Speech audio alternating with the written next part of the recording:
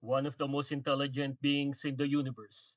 He has telekinesis, durability, and super strength. He can also turn planets into small collective versions. He is the collector of worlds, known as Brainiac. I am the Markman, and today we're going to unbox and review McFarlane's DC Multiverse figure of Brainiac from the Injustice 2 video game. So are you ready? Then welcome to the Markverse!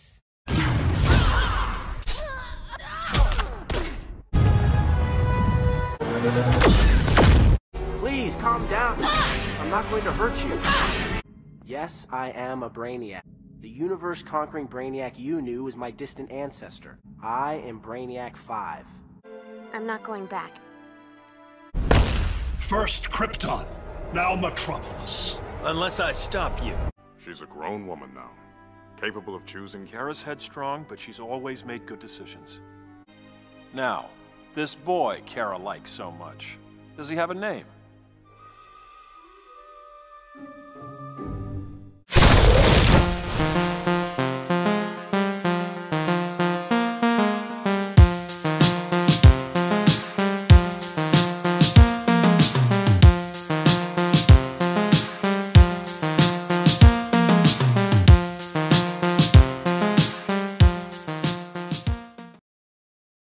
Again, this version of Brainiac is from the Injustice 2 game and one of the 9 figures of McFarlane from that universe. We have Batman, Green Arrow, and Dr. Fate. Then the last figure I reviewed, which is Superman. Then Supergirl and The Flash. And lastly, Gorilla Grodd. I have yet to get Reverse Flash, but soon I will. So this is the very first Brainiac figure of McFarlane, but they have upcoming other versions of him. There will be one single pack and one 2-pack with Superman from Earth 2. Both packs will be DC Direct. The sources are from pre-orders of Philippine toy stores. Let's just hope both are awesome figures. Though this figure has perfect stance and seems to have perfect body symmetry as well, there was something bothering me when I was taking photos of him beside the other Injustice figures. Then it dawned on me. It's the usual problem of McFarlane, which is the inconsistency in their heights. If we compare it with Injustice Superman, there won't be issues cause Brainiac is taller than Superman. But if we add Green Arrow, then you will see the problem. He is as tall as Brainiac, which should not be. As a matter of fact, Superman should even be taller than Green Arrow. So the question is, was there a mistake in Green Arrow's height, or the mistake is making Brainiac smaller than Arrow? Considering this now, the torso of Brainiac should be a little bigger then. Now let's check his design. He has a very good facial sculpt. McFarlane got his face correctly and it looks realistic.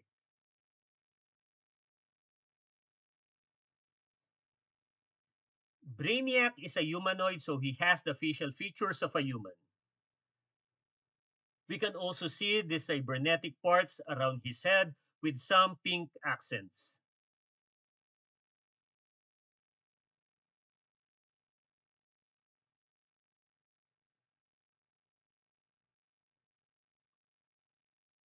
The head is terrific, the body terrible. Honestly, the body was the first thing that caught my attention when I saw him up close inside the box. I was very disappointed because it looked plasticky.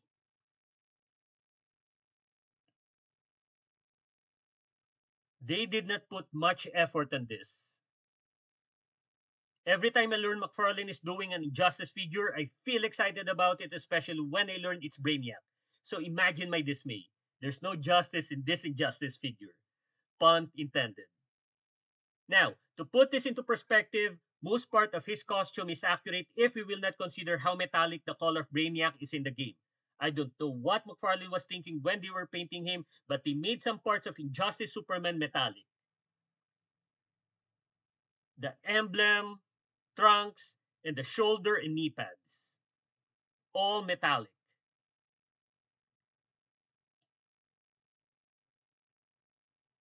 They painted Blue Beetle from the movie metallic.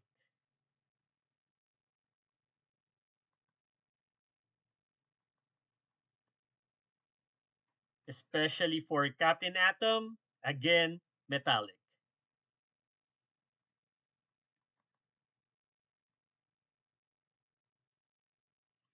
Even for Atomic Skull, metallic. Oops. So all these figures have a metallic color. So why didn't they do that to Brainiac? I really do not know why. Setting that aside, many of his parts in the game have pink accents that can be triggered. But this figure only has a few in front and none on his back. So the paint details fall flat. In the game, these pads are really on his traps and not on his delts. At least, these were made right and it won't bother much the articulation of his arm since we can move it up.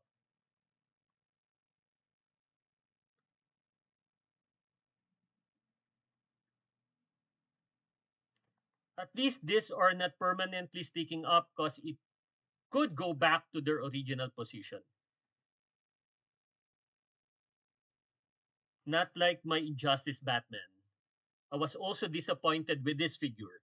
His shoulder pads are sticking up and it's not going back to the supposed position.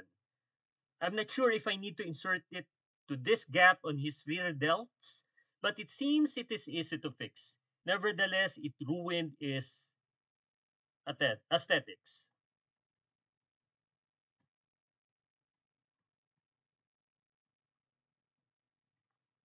I don't know if you can call this a gauntlet, but this is also not completely attached to his arms.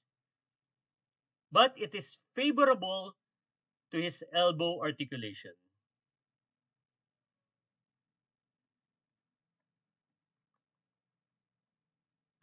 To his back, we can see four holes.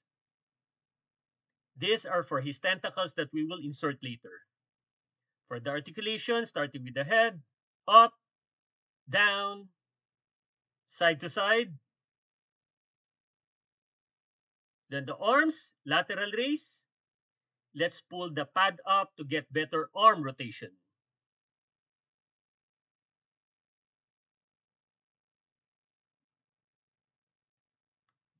Bicep swivel. It has double jointed elbow. Then with full raise motion.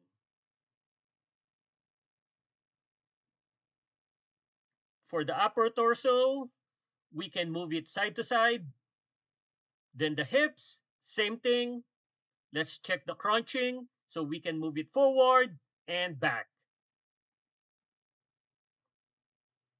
Then the legs, sideways. That's it. It's hitting this part. No thigh swivel.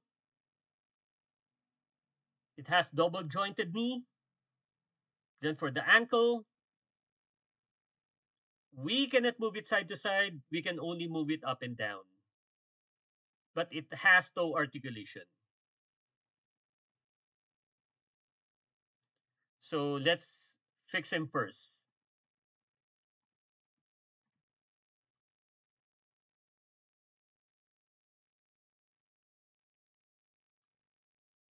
Now his accessories. The usual base. He has these four tentacles. So we will insert this to his back later. So these two are for grabbing.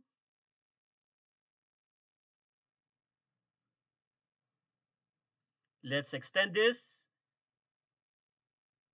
We cannot bend them as we wanted to because McFarlane did not use a bendable wiring. Then these two can be used for piercing. Again, looks plasticky. Let's check which is longer. Basically, they have the same length. This might be another disappointment for me since the tentacle seems too short, but let's see later when we connect it to the body. So this is the trading card. The front of the card is the picture of Brainiac from the game, particularly used as a promotional photo. And this is the back.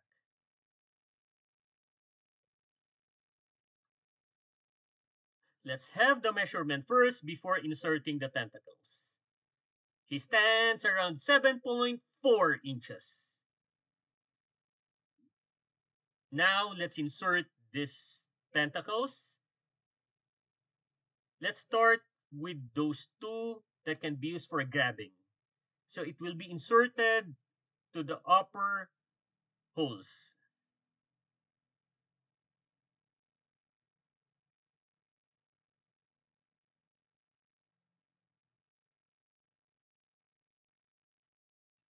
Then these two piercing tentacles in the lower part.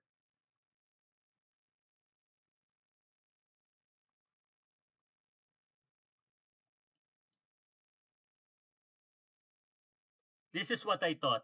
Its length is not proportional to the height of Brainiac. I hope they made this a little longer because in the game it is really proportional. They have the same length as his arms. Again, I'm disappointed with this one. But again, his stance is good. Then the comparison.